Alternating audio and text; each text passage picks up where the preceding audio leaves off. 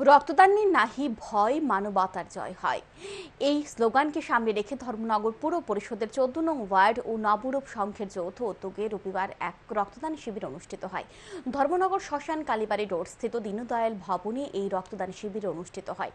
রক্তদান শিবিরে উপস্থিত ছিলেন বিধানসভার অধ্যক্ষ তথা ধর্মনগরের বিধায়ক বিশ্ববন্ধু সেন, ধর্মনগর পুর পরিষদের 14 নং ওয়ার্ডের কাউন্সিলর কমলাকান্ত চক্রবর্তী, নবরূপ সংঘের সম্পাদক নিরঞ্জিত সিং সহ অন্যান্যরা।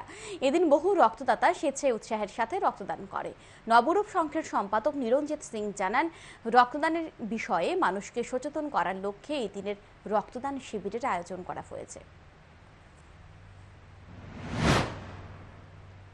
যাতে সমাজের স্বার্থে যারা সমাজে রোগগ্রস্ত মারাত্মক তাদের রক্তের প্রয়োজন, সেজন্য আমরা যেন সদা সচেষ্ট থাকি এবং আগামী দিন বিভিন্ন